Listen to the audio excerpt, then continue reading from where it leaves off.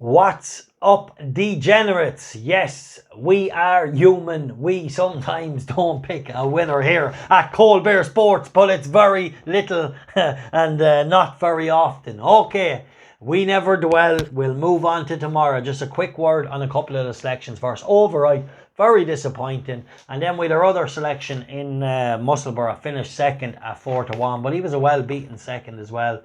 Then we had 𝗕𝗲𝗃𝗃. 𝗕𝗃𝗃 was a little disappointing. For me, he didn't really handle the track and Lingfield. From the minute he came out of stalls, he was always lugging out to his right.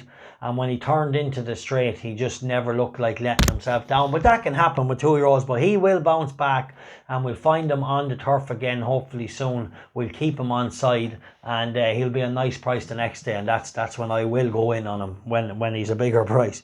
But anyway, let's really move on to tomorrow. Focus on a couple of things tomorrow. So I just want to let you know a couple of important, I think these are important information tomorrow. I think Richard Fatty's horses for me are about to hit form. So I have picked a couple of them tomorrow, 2 or 3 of them. He has plenty of runners, so just keep an eye on him over the next couple of weeks or the next month. I just think his horses are really about to get moving, and he has some nice runners tomorrow and things like that. So before I go on, let's start at the earliest 10. George Bowen, 6-1. By Dark Angel, definitely nicely handicapped.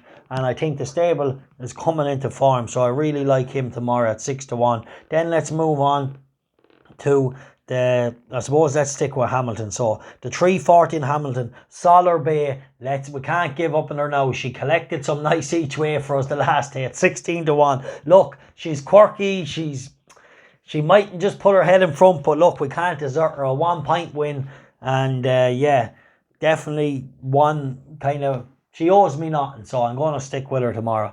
Then we move on to the 5:10 in Hamilton, Lady Celia. Charlie Dwyer in the saddle, 1-point win around 130. This is a big runner tomorrow. She's a very big player tomorrow, Lady Celia.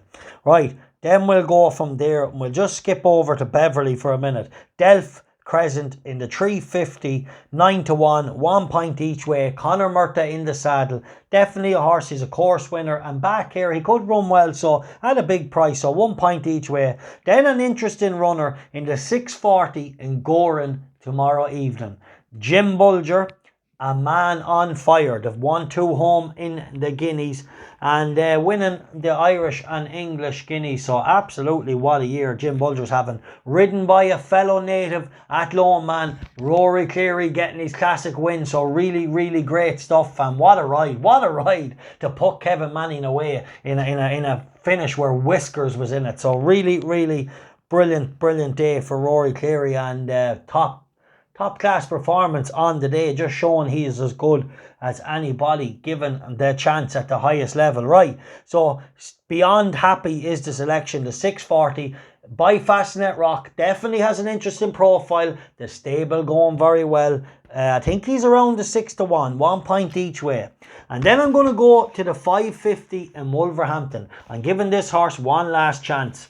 I think it wasn't plain sailing for him. I do think he was a little slow away. He was rushed up early, maybe to make up too much ground a couple of times. Alasef, he might be quirky, but he definitely can win off these kind of marks if he gets things right. So Tom Clover, Jack Mitchell in the saddle.